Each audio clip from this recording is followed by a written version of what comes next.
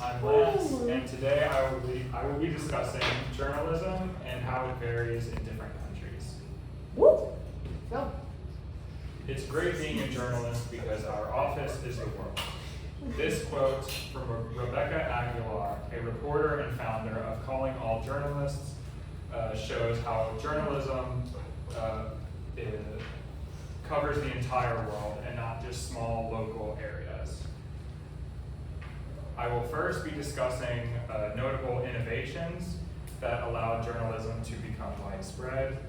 Then I will discuss journalism in Germany and then in Russia. So some of the main notable innovations for journalism was printing, broadcasting, and digital media. So first was printing. The first innovation was printing with Johannes Gutenberg's printing press in 1440. It allowed for a larger mass production of prints, while before they required, you had to hand write each print out. And now they could just be printed using the printing press. It allowed for according to my research, around 4,000 pages per day. That was about 1,000 times more than handwritten pages. It also made prints more accessible, being more affordable, and just more widely available. The next was broadcasting. The next innovation was broadcasting with the radio in the 1920s. It was a much less expensive way to consume news for news, producing it as well as consuming it.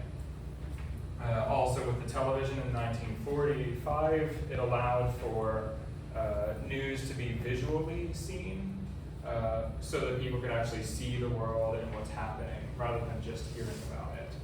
With one of the first notable wars being covered through television being the Vietnam War.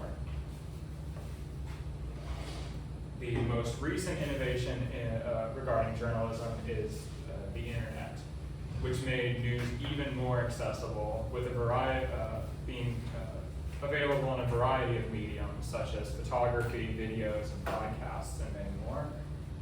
It also encourages consumer interaction through commenting and online discussion about topics.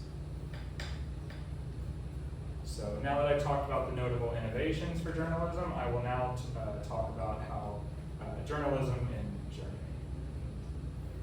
I will first discuss its media landscape, its socio-cultural context, and political context. So overall, the media landscape in Germany is a mix of private and publicly owned media companies. Overall, basically there's a wide spread of media with a lot of coverage and different variations. However, there have been many job cuts, lowering media pluralism. Basically, that means that it's resulting in less diverse voices and opinions in media. According to this chart from Pew Research, Germans across the ideological spectrum generally share the same main news source. So like as shown, ARD is the most used between both sides of the spectrum.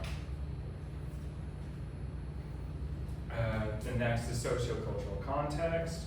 Overall in Germany, any topic or opinion can be covered without any restrictions. However, there have been some violent social media attacks on female journalists and journalists of color. There's also mistrust of media growing by populist politicians. And according to this chart, again from Pew Research, about 6 in 10 Germans say that news is very important, with 61% saying that it's very important. However, the trust seems to vary a lot between people, with 44% of people somewhat trusting the news. politically, journalism is also seen as a pillar of democracy in Germany, with it criticizing the government and any opposition to the government, criticizing both sides.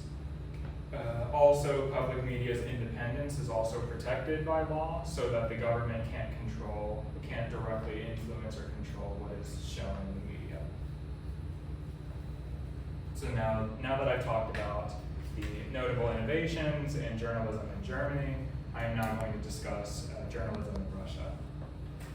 Again, I will be discussing the media landscape, socio-cultural context, and political context in Russia.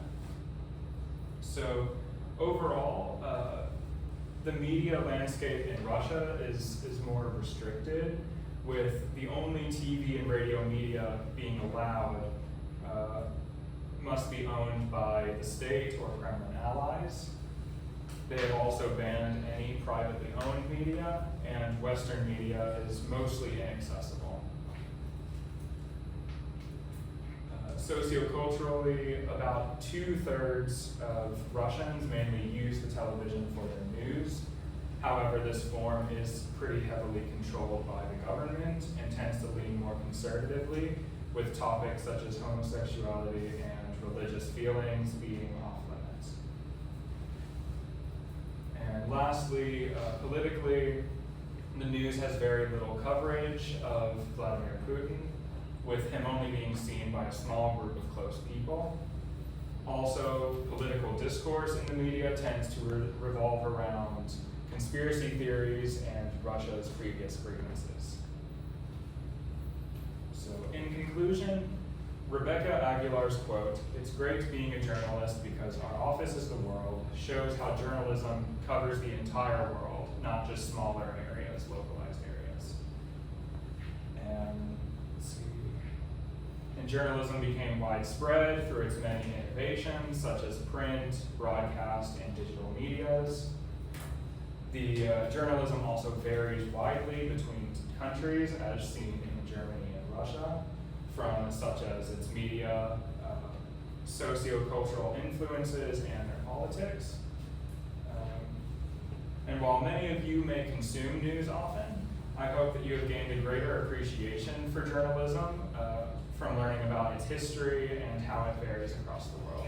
Thank you for listening.